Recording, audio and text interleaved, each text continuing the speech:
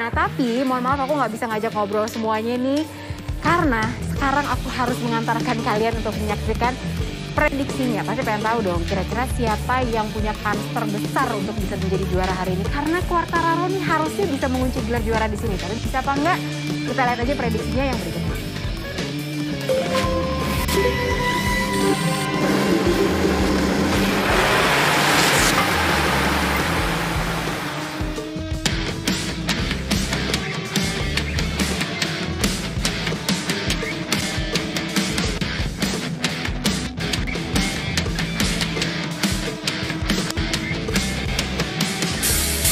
Meski harus berjuang dari sesi kualifikasi pertama, Francesco Bagnaia sukses menjaga kans kemenangan setelah berhasil jadian tercepat sore lalu.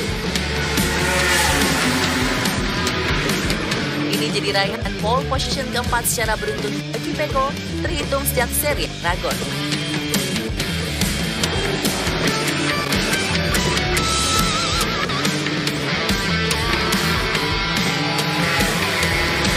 Kejutan diciptakan oleh Luca Marini yang secara impresif mencatatkan waktu tercepat ketiga di penghujung sesi time attack terakhir.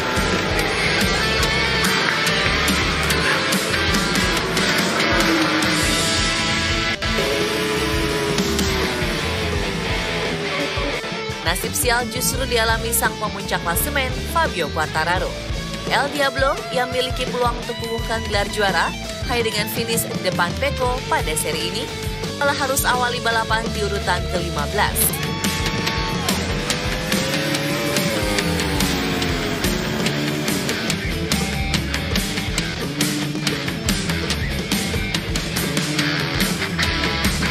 Sesaat lagi, Misano 2021 episode kedua siap menderu tanah Italia. So, jangan lewatkan duel serunya.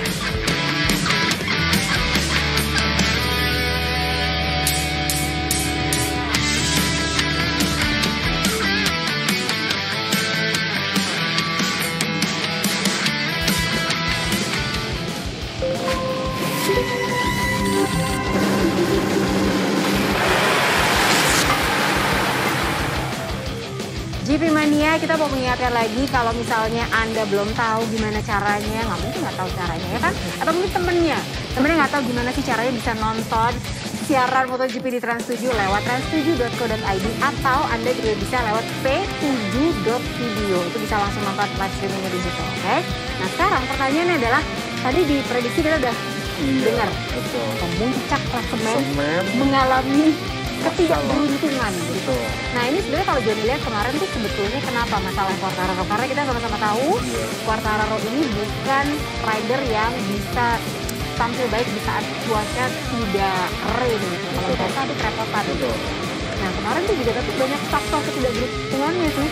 Jadi benar, sebenarnya ketidakberuntungan Quartararo kemarin itu lebih kepada kondisi di mana ada insiden yellow flag Danilo Petrucci dan Enea Bastianini. Sebenarnya kalau pemainnya belajar kemarin itu Quartararo udah belajar banget tuh bahwa di race pertama dia kerepotan. Sempat dapat flag loh dia. Betul. Kan? Kemudian dia belajar memperbaiki, hasilnya juga bagus. Nah di practice 3 ini dia udah menikmati istilahnya settingan yang terbaik dan dia berusaha untuk bisa langsung menembus Q2. Ternyata kondisi cuaca dan mereka pun agak sulit. Nah ini pilihan ban ini, maaf ya Mas Joni aku potong. Medium soft. Ini hampir semuanya pakai medium soft Pro 1 dan 2. Pilihan bannya nih. Kayak hipnotis Valentino Rossi ke Pecco di Misano. Medium soft. Enggak, itu hard soft jam kan. Iya, ada yang bukan. Ini medium soft karena emang gimana? Marquez pun juga medium soft juga. Nah, kalau melihat pilihan bannya nih, tadi kan kita lihat si Quartararo memang dia faktor ketidakberuntungan gara-gara insiden sama Danilo Petrucci ya sebenarnya. Nah, aku lagi nunggu nih dia sebenarnya. Nah, dia pakai medium. Jadi sebetulnya kemarin memang dengan Misano hard medium di Misano pertama dia. Ya, tapi mungkin karena dengan dia posisi startnya di 15. Betul. Gambling nggak sih ini John? Sebenarnya ya karena dia kan nggak mungkin seperti Pecco Bagnaia gitu yang mungkin dia akan start melesat gitu. Betul. Iya nggak? Iya. medium karena dia mungkin tahu bahwa fight-nya akan lebih panjang. Dia akan coba mungkin mencari beberapa momentum untuk sampai mencapai suhu ban optimal setelah merasakan dia feeling confidence-nya dengan ban yang ada cukup baik, dia akan setidaknya mungkin akan mencoba untuk menyalip beberapa pembalap, sehingga mungkin banyak nih fight-nya soalnya ya. di separuh balapan ya harapan Quartararo sudah bisa di mungkin 5 besar atau bisa 3 besar. Sebenarnya kalau kita ngomongin soal Quartararo yang memang pemuncak klasemen nih sekarang GP Mania, pembuktiannya memang masih panjang. Oh ini Brad Binder to start the warm up lap from pit lane. From the back of the grid. Mungkin karena tadi safety car jatuh dia. Ya. Benar. Nah, kalau kita balik ke soal Quartararo. Iya.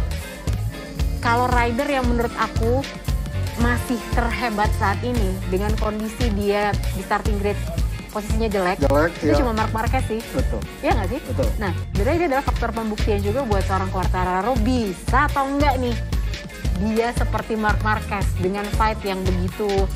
Marc Marquez fight-nya nggak berhenti-berhenti loh, hebat. Betul. Ya saya sih melihatnya mungkin salah satu yang mesti dia perbaiki adalah gaya start. Karena ini pembalap Yamaha kita melihat ya cuman Jorge Lorenzo yang bisa start bagus. Rossi ya jangan dikata, Maverick Vinales memang kesulitan. Nah Quartararo mungkin di tahun depan PR-nya adalah harus memperbaiki start yang bagus. Betul, nah jangan kemana-mana GP Mania, kita abis ini kita punya teman baru nih namanya Dian. Dan dia akan cerita langsung karena dia kemarin sempat main ke Tafulia. Dia sekarang lagi di Misano, penasaran kan? Kira-kira dia punya cerita apa? Jangan kemana-mana, kami akan segera kembali.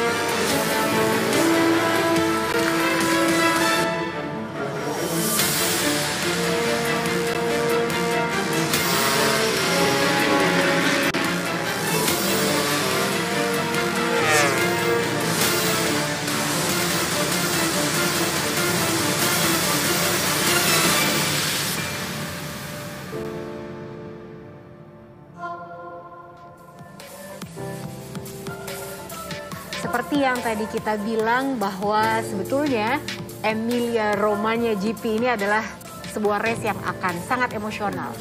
Salah satunya adalah karena ini adalah race terakhir Valentino Rossi di tanah kelahirannya. Dan kita sudah punya teman nih, namanya ada Dian. Mbak Dian, selamat sore. Sore Mbak Lucy, Mas Joni. Aduh Dian, kita tuh merasa beruntung banget bisa ngobrol sama Dian sore ini. Kenapa? Jadi tadi aku udah bilang ke GP Mania bahwa Dian ini sedang berada di Misano saat ini juga. Dan kemarin Dian udah sempat jalan-jalan juga bahkan ke Tafulia. Tadi di video singkat juga kita sempat ngeliat ada Grazie Vale. Dan kita sama-sama tahu Tafulia ini adalah tempat yang sakral banget buat fansnya Valentino Rossi. Nah, Dian, nangis gak waktu di Tafulia kemarin? Apalagi ngeliat Grazie Vale, terus udah gitu ini adalah tahu bahwa ini adalah race terakhir Valentino Rossi di tanah kelahirannya gitu. Gimana? Sebenarnya nangisnya sih udah duluan ya. Udah duluan. Gimana cerita dong pengalaman kamu di Tafulia kemarin kayak apa sih? Oke, jadi di Tafulia tuh saya udah datang dari hari Kamis. Jadi hari Kamis tuh masih persiapan di fans club. Jadi kita ada meeting di mana nanti fans club akan dibagi dua, satu di office-nya, satu di bawah, kayak gitu. Terus nanti panggungnya di mana. Jadi hari Kamis sih panggungnya belum ada ya, panggung untuk show-nya musiknya itu belum ada gitu. Baru ada tuh Kamis sore panggungnya. Jadi ada panggung musik juga khusus buat Valentino Rossi gitu? Enggak, bukan. Jadi panggung musik itu khusus untuk fansnya Vale yang datang ke Tafulia. Jadi panggungnya itu baru ada musiknya tuh live musiknya baru ada kemarin, dan kebetulan kemarin saya juga datang ke sana nonton langsung. Jadi aduh, bener-bener deh semua nyawanya tuh kuning semua kayaknya. Keren. Nah ini Joni mau nanya apa sama Dian? Dian, kemarin kan ada istilahnya teman-teman jurnalis ya? Teman-teman jurnalis kasih kejutan nih. Cerita dong kejutan apa sih yang dikasih ke Valentino Rossi? Kita sempat lihat fotonya sih, cuman nggak kan, tahu ya. Apakah cuma itu doang? Kali mungkin Dian kan yang kebetulan di sana langsung. Apa sih kejutan yang dikasih ke Vale dan gimana tuh reaksinya Valentino Rossi. Kan kadang-kadang dia juga agak-agak gimana gitu sama jurnalis gitu.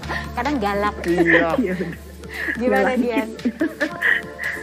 Jadi sebenarnya kita tuh udah ngomongin ini, idenya tuh datang dari jurnalis TV negara Greek gitulah, namanya Dimitris. Dia tuh bilang, gimana kalau kita tuh di Misano pakai kaosnya thank you Vale. Terus kita nanti berdiri di depan boxnya gitu. Terus nanti kita janjian nih sama orang Petronas untuk bawa Vale ke situ gitu. Jadi udah kita berdiri semua pakai thank you Vale. Terus madep belakang, pas Vale datang pakai skuternya, Vale tuh nggak bisa ngomong, cuman ngeliat doang gitu, matanya bengong gitu, matanya kayak, terus abis itu baru ketawa gitu, senyum, terus kayak, kalau ngomong tuh kayak, aduh ini ngapain sih kayak gitu loh, tapi jadi kayak terharu, bingung, terus ya udah terus akhirnya kita foto bareng gitu. Iya, kita lah fotonya Dian juga loh, keren banget ya. Betul, nah, betul. Dian yang penasaran nih sebetulnya, Dian nih kan aku tahu banget Dian nih ngefans berat sama Valentino Rossi. Begitu tahu Valentino Rossi ini akan pensiun di akhir musim ini, kamu kira-kira akan tetap Valentino Rossi ini atau mungkin akan beralih ke Pecco Bagnaia mungkin atau ke Luca Marini atau gimana?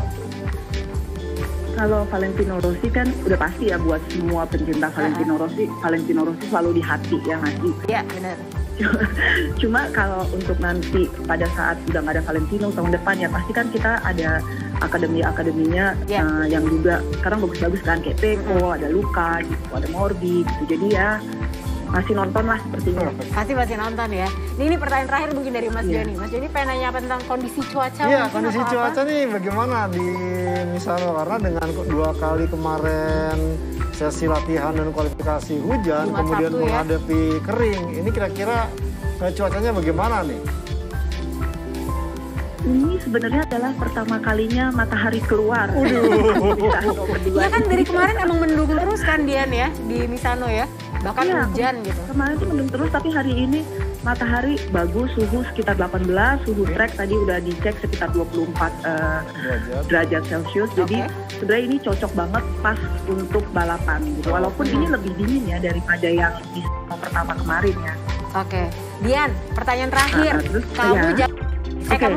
Kamu jagoin siapa hari ini? Coba aku pengen tahu. Pasti pengennya jagoin Valentino Rossi dong. Cuman Valentino Rossi nggak ada di front row dan nggak ada di second row. Kamu jagoin siapa hari ini? Aku jujur aja aku jagoin Franco Morbidelli. Franco Morbidelli, oke. Sip. Iya, karena kan dia ada di grid ke-6 kan. Ya, Franco tahun kemarin juga podium. Jadi kayaknya kemungkinannya bisa nih. Oke, Franco Morbidelli. Terima kasih banyak Dian. Stay safe, sehat-sehat selalu dan selamat bersenang-senang dan jangan lupa kirim-kirim fotonya ya. Terima kasih Dian. Terima kasih Dian. Oke, bye-bye. Seru banget nih. Kebayangnya itu salah satu impian aku juga bisa mampir ke Tafulia tuh, ya kan? Benar. Nah, ini kita sekarang sebentar lagi kita akan melihat live race untuk kelas MotoGP. Jadi, Joni, gimana? Tadi kita melihat kembali nih pilihan bannya. Tahu nggak ada satu yang dekan banget liatnya siapa? Maverick Viñales. Tahu nggak Maverick Viñales pilih apa? Menggunakan soft. Karena mungkin dia, aku kan juga nggak ngajar apa-apa, coba aja, siapa tahu bisa, ya kan? Tapi cukup beresiko nggak sih? Satu beresiko, tapi memang karena ya saya melihat bahwa seorang Maverick Viñales ini kan sudah melakukan beberapa kali tampil di sirkuit Misano dan ini berarti ya kemarin dia ikut, kemudian tampil, terus juga ikut tes dan sekarang balapan lagi, jadi mungkin nothing dulu juga nih. Benar. Jadi ya coba aja lah ya. Nah, satu hal yang sebenarnya kenapa tadi waktu kita nobar virtual nih ngobrol-ngobrol, aku sempat bilang bahwa pengen cari yang pakai backgroundnya Marco Simoncelli deh. Betul, oke. Nah ini memang sebetulnya salah satu sisi emosional dari Emilia Romagna GP. Betul. Ini bertepatan dengan 10 tahun kepergian dari Marco Simoncelli. Dan ternyata ini sangat emosional buat seorang Valentino Rossi dan ini adalah cerita di balik munculnya VR46 Academy ternyata ya. Betul. Gimana sih John, bisa diceritain nggak? Jadi sebenarnya Valentino Rossi itu sering latihan bareng dengan Marco Simoncelli dan juga dengan ayahnya Paolo Simoncelli. Kemudian terbersit gitu muncul untuk bikin itu. Cuma waktu itu Valentino Rossi belum menanggapinya dengan serius. Cuman Valentino Rossi ini melihat sosok seorang Marco Simoncelli ini luar biasa karena tampil dengan postur cukup besar. Dia waktu itu juara dunia 250 menggunakan derby yang cukup istilahnya ya kalau kita melihat kecil banget. Kemudian naik kelas, ternyata penampilannya tidak berpengaruh. Tidak seperti dia yang punya postur tubuh tinggi itu agak merepotkan. Dia selalu berkeluh kesah karena postur tubuh tinggi. Dan kemudian Marco Simoncelli bergabung dengan waktu itu dengan tim Gresini bersama motor Honda. Dan performanya cukup luar biasa. Bahkan pembalap-pembalap Honda pabrikan sempat kesal dibuat oleh seorang Marco Simoncelli. Nah, melihat istilahnya talenta, kemampuan, dan bahkan seorang HRC pun waktu itu Honda Racing Company Corporation ini membidik Marco Simoncelli untuk talenta masa depan. Dan bahkan sampai dibuatkan motor yang istilahnya ergonomnya speknya mirip dengan postur tubuh Marco Simoncelli. Artinya dari sini Valentino Rossi itu sering memberikan masukan, input bagaimana tampil dengan gaya balap yang cukup kompetitif. Dan Valentino sadar bahwa ya dia tidak akan bisa kembali ke Honda dengan keputusan dia di 2003 silam. Dan dengan ada Marco Simoncelli ini harapannya pembalap Italia akan lebih bagus lagi di atas motor Honda. Nah sayangnya di 2011 dia pergi. Dari 2011 baru kemudian Valentino Rossi tercetus untuk membuat istilahnya VR Akademi Balap untuk pembalap-pembalap Italia. Makanya Valentino Rossi awalnya itu menegaskan bahwa kehadiran VR 46 Sadar Academy ini untuk menggembleng, untuk membibit, untuk membina rider-rider Italia di MotoGP. Karena ngomong-ngomong rider Italia, aku harus potong sedikit karena ini kita lihat ada Luca Marini. Ini livery-nya khusus dipersembahkan untuk Valentino Rossi. Seperti yang Anda lihat, ini tim Sky VR46 dengan warna kuning khas Valentino Rossi, Grazie Vale. Semuanya berubah hari ini karena ini hari yang begitu emosional, bener ya. Tapi memang kalau melanjutkan yang Joni bilang tadi, sebetulnya memang latar belakang lahirnya VR46 Academy ini adalah karena Valentino Rossi sempat merasa sangat kehilangan. Karena ini adalah teman baiknya dia, teman latihan bersama juga. Dan bahkan Valentino Rossi yakin ini di masa sebenarnya kalau pemainnya mungkin Simoncelli masih ada, ini dia bakal jadi penerus Valentino Rossi. Nah kemudian tiada, akhirnya Valentino Rossi sadar mungkin ini sudah saatnya harus membangun atau membibit pembalap Italia sendiri. Dan kita lihat ya di layar kaca Anda ada Francesco Bagnaia yang memang salah satu rider lulusan VR46 Academy yang bisa dibilang paling sukses juga saat ini, termasuk juga Franco Morbidelli. Dia ada di pole position hari ini dan ada Luca Marini ini juga yang semua mata lagi tertuju ke Luca Marini. Karena tahun depan dia naik kelas. Ya dong. Nah Joni kalau 1, 2, 3 kira-kira siapa hari ini podium? Saya melihat mungkin Pecco Bagnaia bisa, Jack Miller. Di Ducati Lockout nih hari ini ya soalnya. Mungkin tadi Dian bisa, ya Franco Morbidelli mungkin bisa karena di Misano dia cukup bagus juga. Oke baik, nah kita akan langsung saja bergabung dengan Misano World Circuit Marco Simoncelli. Ini adalah race terakhir Valentino Rossi. Didn't really take off. He was picked up by Yamaha in 2019. What an inspired signing that proved to be. Fabio Quartararo's got it all on here to hang on to a podium. And Enea Bastianini's going all in for third place. He's going to have a look into turn 14, surely. That's his last chance. Here comes the number 23. He's going to peel to the inside. Here he comes. He sets up the new world champion, Fabio Quartararo, though he's going to fight it back. Marquez wins back-to-back for the Repsol Honda rider, but where does Fabio Quartararo finish? We're waiting for them. Paul Espargaro is second, but where's this battle between Bastianini? He's got it. He's got it. He's on the podium, but Fabio Quartararo is the 2021 MotoGP World Champion.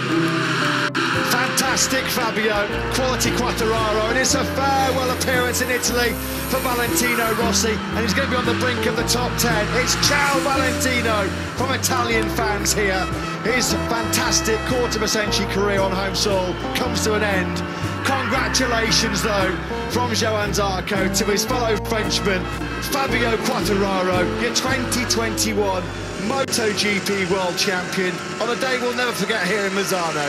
He has been through the mill, Quartararo, after the disappointment and dejection of 2020, where it all went wrong.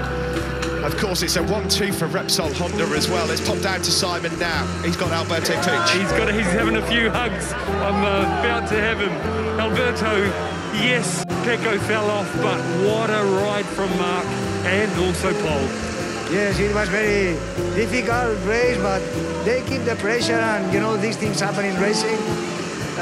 We can only talk about our riders today. We are very happy, and we are sorry for Pecco, but you know this is racing, but he's a great rider. Big congratulations.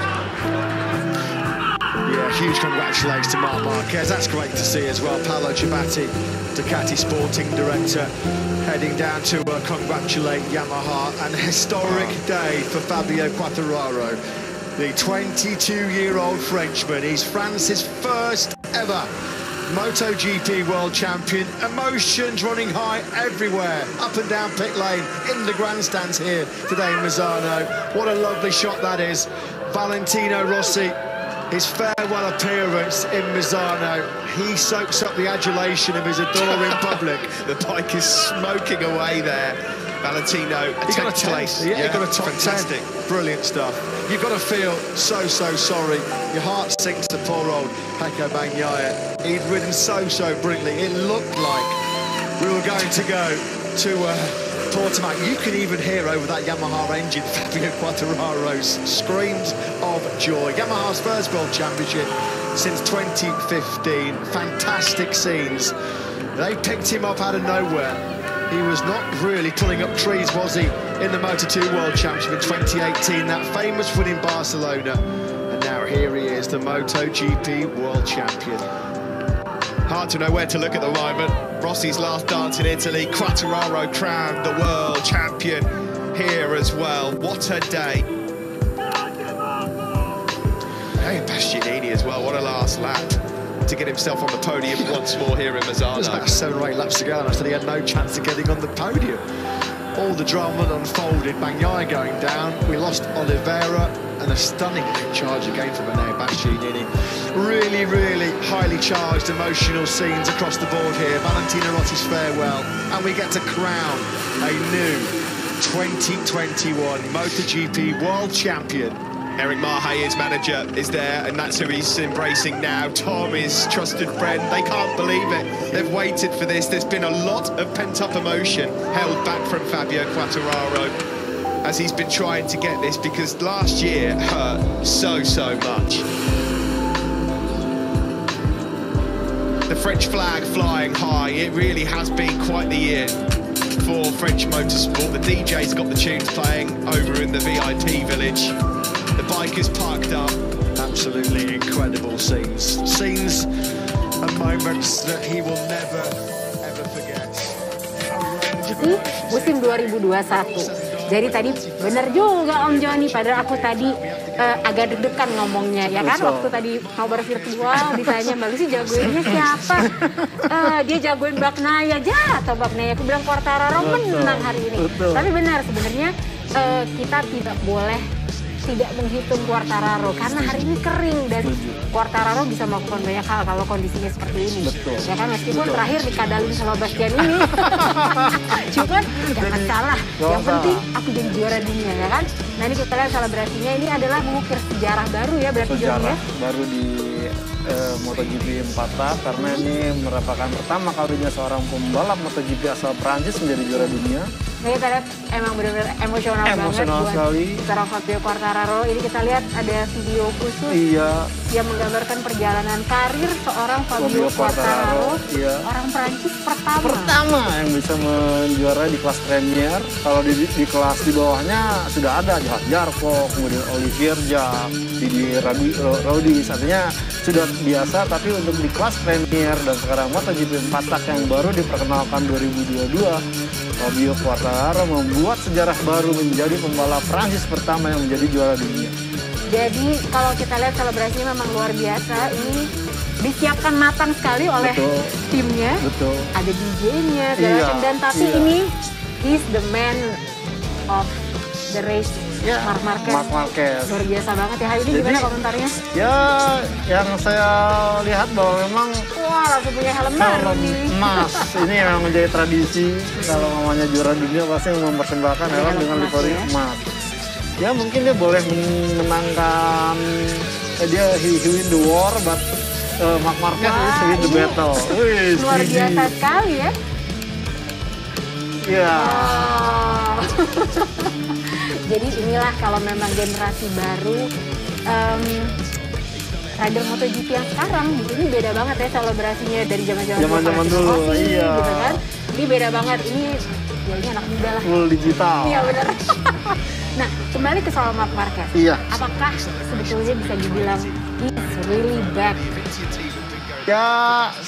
Ya itu tadi ya, kalau sempat dikatakan karena memang kondisi fisik ini masih menjadi momok buat dia. Karena kalau kita ingat kenapa di Misano pertama dia tidak bisa mengejawantahkan dengan sebuah kemenangan, itu karena memang antara ronde sebelumnya dengan ronde Misano kita hanya jeda sepekan.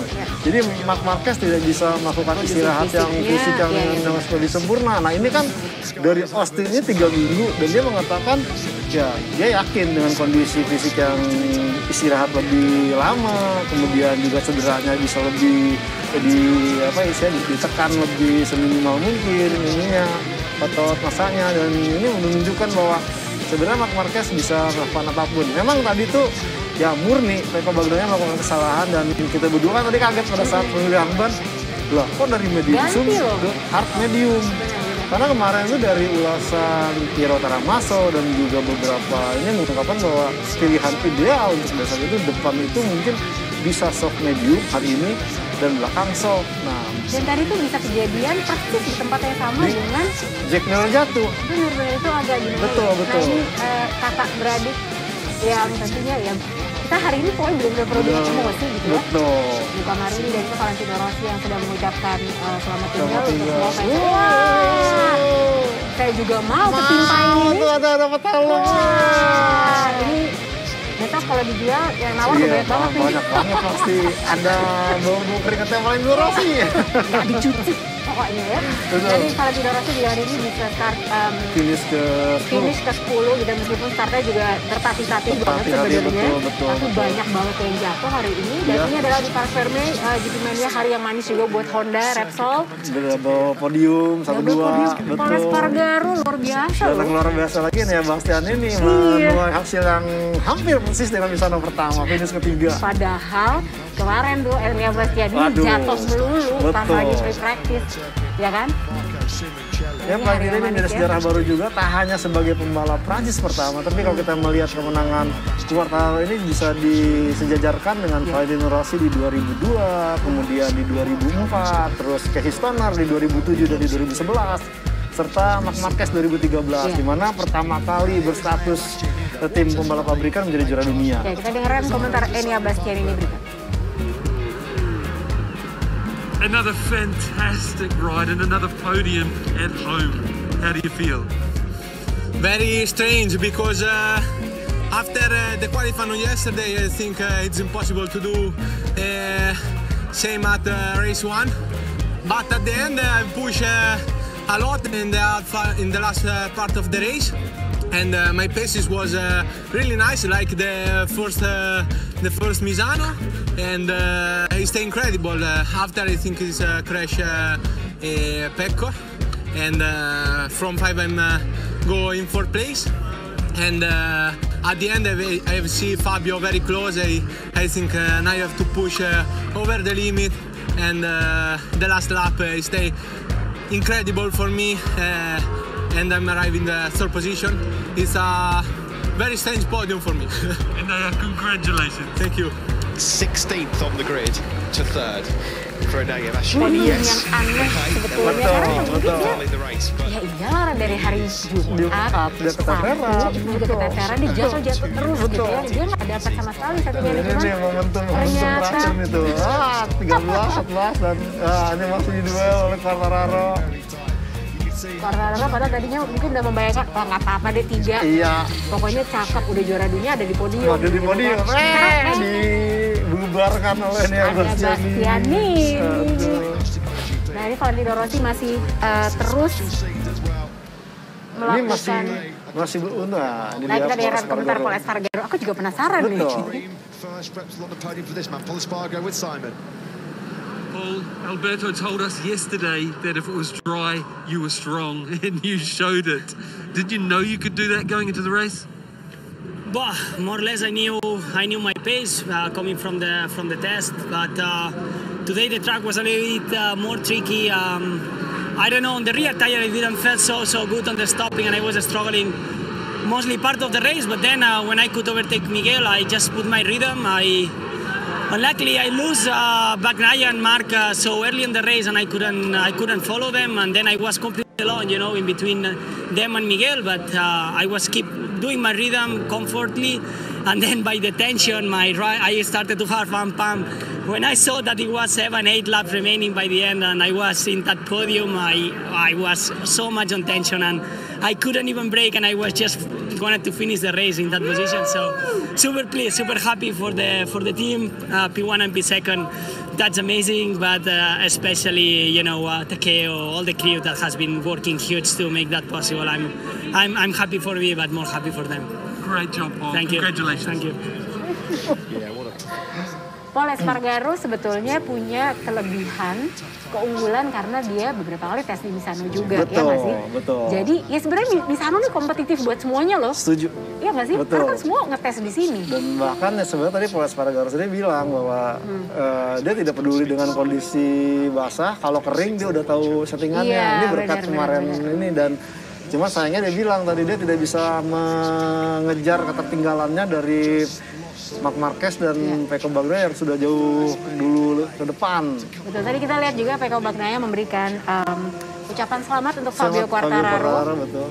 Ya ini sebagai salah satu yang selalu kita contoh dari rider-rider MotoGP dia. Apapun kejadiannya, mau lagi rivalitas sekencang apapun, tapi sportivitas selalu jadi nomor satu gitu ya. Dan sekaligus ini membuktikan, dia kan sempat ada rumor tersiar bahwa klan Italia pembalap itu bakal ngejegal Quartararo. Faktanya tidak ada.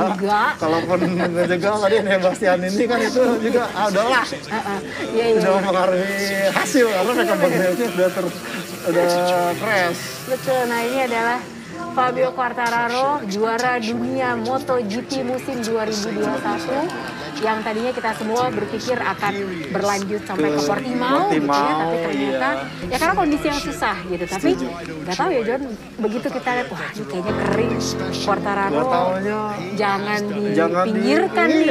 Ternyata benar hari ini ya. Dan kemudian juga keputusan dia mengambil opsi medium dan kita sempat tadi bincangkan, mungkin dia tidak akan terlalu nge-push, tapi dia akan coba lewat satu persatu dan ternyata berbuah manis. Nah, Joni, kalau kita lihat perjalanan karir dari Fabio Quartararo sendiri sebetulnya bisa dibilang dia seberuntung Marc Marquez juga nggak sih? Maksudnya jalannya tuh nggak sesulit Pecco Bagnaia.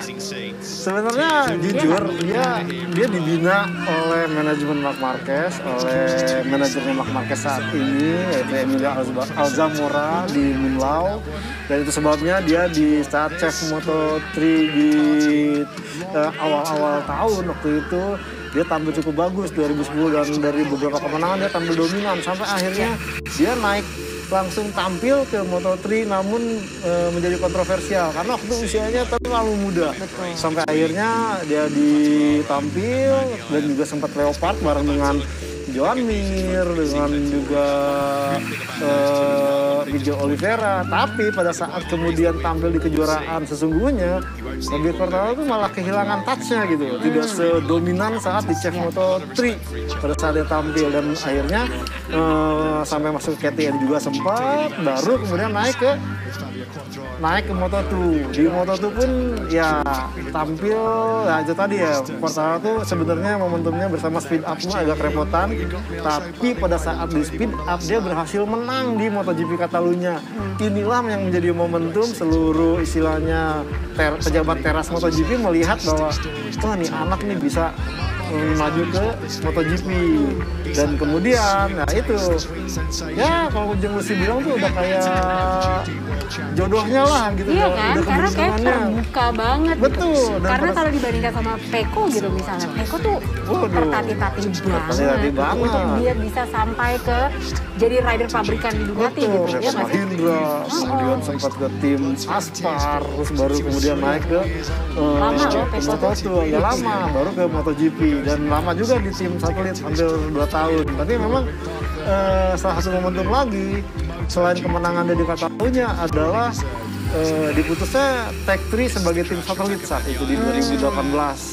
2018 itu putus kontrak, kemudian 2019 Yamaha mencari tim satelit apa nih, kemudian masuklah Petronas Sepang Racing Team yang kemudian pada saat itu sebenarnya opsinya tuh bukan Fabio Quartararo tapi Dani Pedrosa dan Franco Morbidelli. Dani Pedrosa menampik, tidak menolak tawaran untuk menjadi pembalap reguler, akhirnya mau tidak mau mencomot seorang Fabio Quartararo yang ternyata di saat balapan jauh lebih bagus. Kita dengarkan komentar juara hari ini Mark Marquez. Mark, yes, Pecco fell off, but to keep the pressure on him here where he's so brilliantly fast at a track that's not left hands, I think it's my favourite ride of yours of the year. What do you think of it? It's the most important of the year, this one. I mean, winning a right corner circuit was the corners on the circuit that I struggled a lot this year, and still I'm struggling a bit, but it's the progress, it's the evolution, and it's something special. I mean, it's something that will give to me a lot of confidence for these next 2 races, but especially for the winter time, to be more calm, to be patient, and yeah, with the time, everything is going in a good way. So this is the most important. Today the pace was unreal on the race. I mean, Pecco was riding super fast. When I saw the 32 low, I mean, I don't know how I was able to stay there, but in the lap when I give up, because I saw that he was extremely fast on that lap, then he crashed.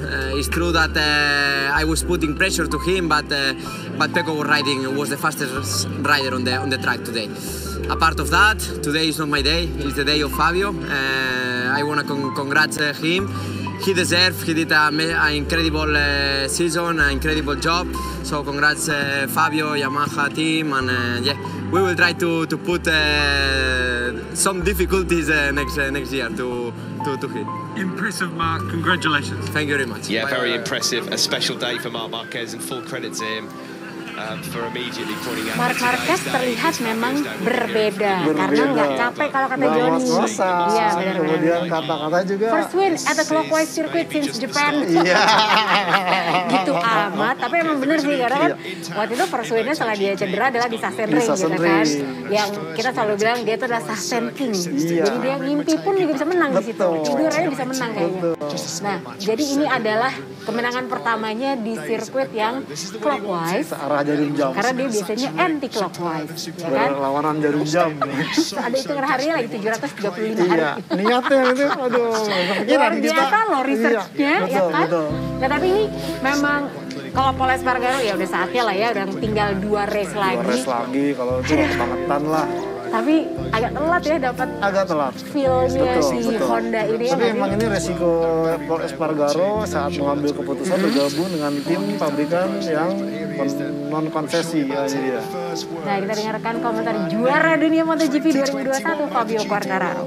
Congratulations Fabio Quartararo. He's with Simon in Park Ferme. Fabio, I'm only allowed one question with you, and it has to be, what does it feel like to be MotoGP World Champion? I still can't believe it. I can't even talk. Feels amazing, and yeah, later maybe I could talk a little bit more, but right now I'm living the dream, and it feels good to have also my family with me, and we will enjoy a lot during tonight and until the end of the season. Massive congratulations. Thank you. Huge congratulations. Gimana sih rasanya jadi orang Prancis pertama di juara dunia? Iya kan, aduh ini dia Jorge Lorenzo. Kira-kira ngomong apa ya? Yes, selamat terakhir kan 2015 saya kata gitu. Aku orangnya. Iya. Wah, tapi ini sebetulnya sisi dari Jorge Lorenzo kita nggak pernah lihat ya. Waktu dia lagi race dari Fabio Quartararo, wah naik gaji deh. Tapi memang benar apa kata Wilco Zellenberg ya yang menjadi manajer tim Sepang Racing Team saat itu, di mana Quartararo yang cukup tampil bagus di tim satelit selama 2 musim, kemudian sempat diiming-imingi untuk bergabung dengan Ducati. Lantas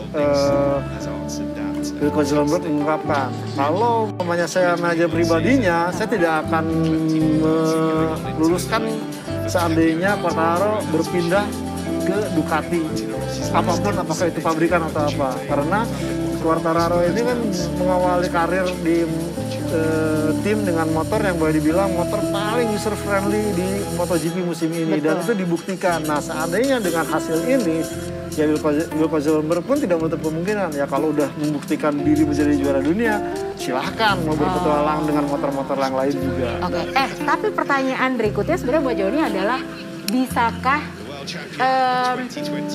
Yamaha mendapatkan triple crown-nya tahun ini? Dengan melihat kejadian Pecco, kemudian tadi Miller jatuh, artinya 0 poin. Saat ini tidak hanya Quartararo meraih juara dunia, tapi juga dia mulai bisa membalikan keadaan di mana konstruktor dan kejuaraan tim menjadi milik Yamaha dan juga Monster Energi Yamaha. Karena kita tahu tadi kan ini tahunnya Yamaha banget. Iya, Quartararo finish, sepertinya Morbidelli juga finish kan? Iya, benar. Artinya menuai poin juga.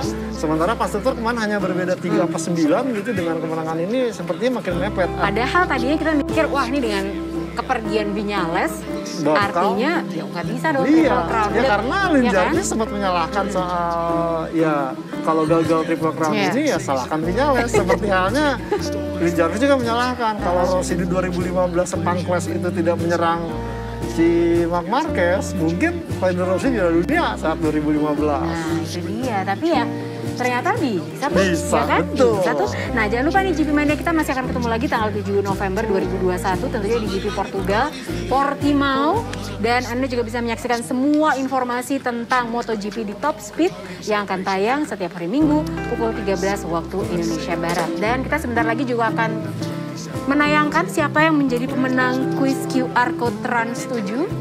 Mudah-mudahan Anda yang beruntung. Kita juga sambil melihat podiumnya. Tapi ya selebrasi buat Fabio Quartararo nanti pas di MotoGP Award. Iya, nggak ada hari ini ya. Betul. Jadi ditunggu dulu.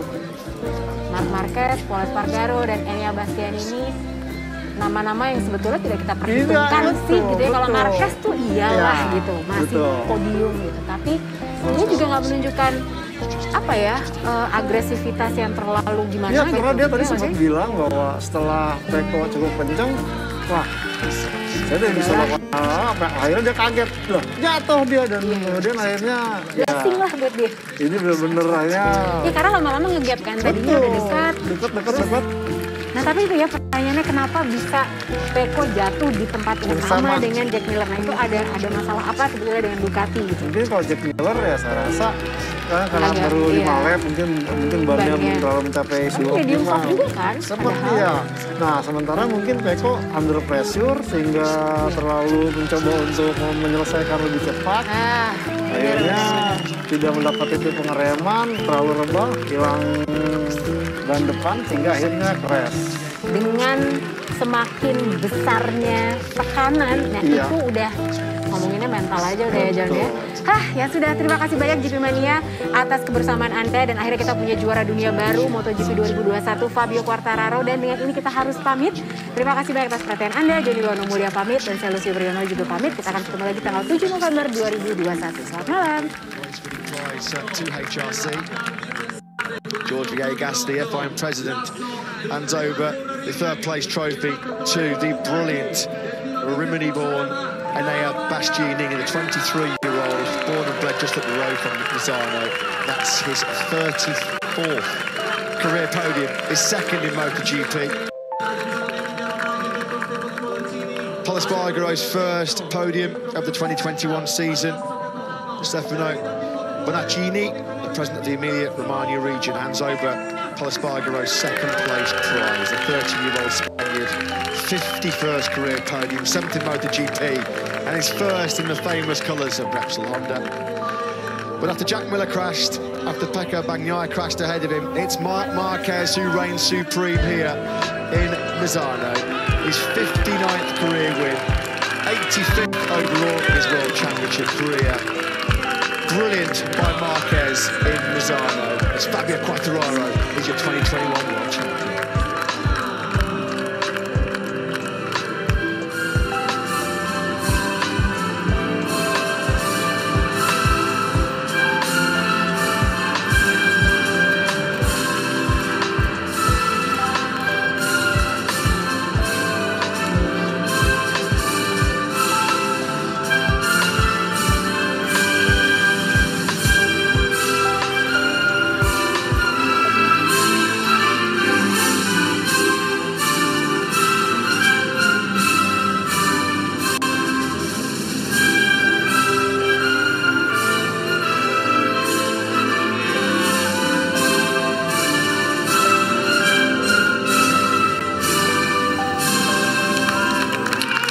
Isn't he, Marc Marquez? His first win on